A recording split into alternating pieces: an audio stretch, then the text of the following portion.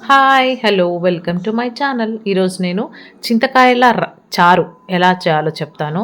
అందరు బాగా నోట్ చేసుకోండి, చాలా టేస్టీగా ఉంటుంది. చింతకాయలన్నీ బుక్లో డిస్టర్బ్ చేయకే.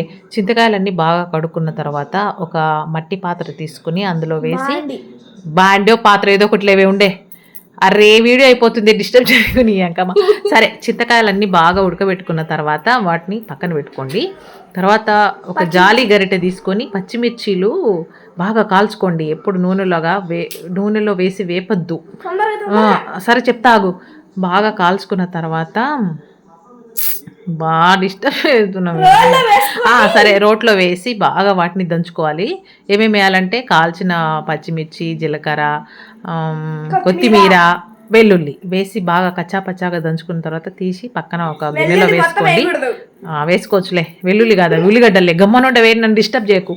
ఆ తర్వాత ఇంకొక పాత్ర తీసుకుని అందులో ఒక 2-3 స్పూన్ల నూనె వేసి, బా సరే, పోపు దినుసులు వేసిన తర్వాత అందులో మళ్ళీ ఇది దంచుకున్నదంతా వేసి వేయించుకొని కరివేపాకు వేసి, చెప్పినాలే, కరివేపాకు పసుపు వేసి ఉడకబెట్టుకున్న తర్వాత ఆ చింతకాయల రసం చింతకాయల రసం కూడా పోసి దాంట్లో కొన్ని పచ్చి ఉల్లిగడ్డలు వేసుకోవాలి.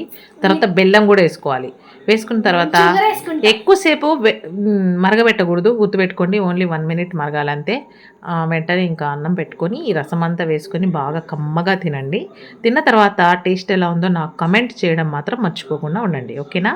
బాయ్.